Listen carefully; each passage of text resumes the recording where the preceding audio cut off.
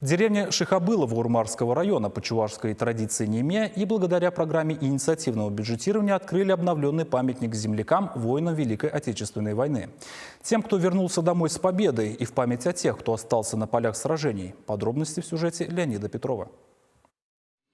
Несмотря на то, что обновленный мемориальный памятник не открылся в День Победы, для жителей и уроженцев Шихабыловского сельского поселения это не стало преградой для проведения масштабного мероприятия. Этого дня они ждали с нетерпением почти 2 года. Однако принятые ограничительные меры против распространения коронавирусной инфекции в республике не позволяли сельчанам собираться вместе. И все же они дождались, как ту самую победу 76 лет назад. Вот к 1 сентября 2019 года этот памятник построили. Хотели этот памятник открыть к 9 мая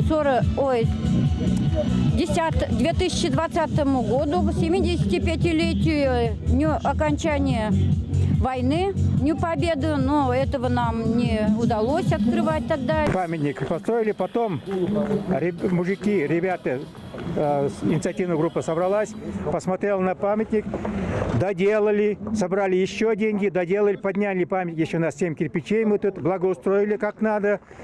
И, в общем, тут работало примерно 50 человек безвозмездно, женщины кормили, и памятник получил нынешний облик, в каком он состоянии.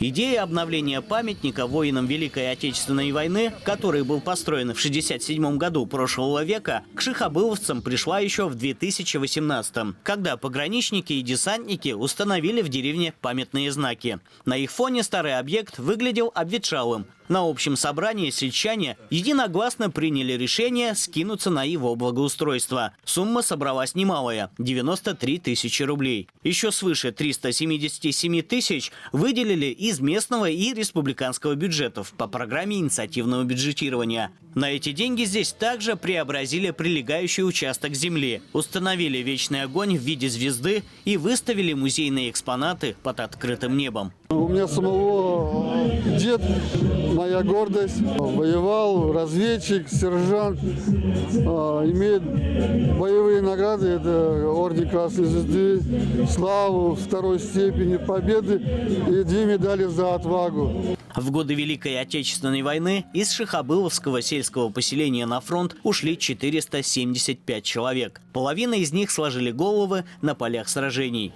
Местные жители рады, что молодому поколению есть чем гордиться и куда прийти, чтобы почтить память своих предков.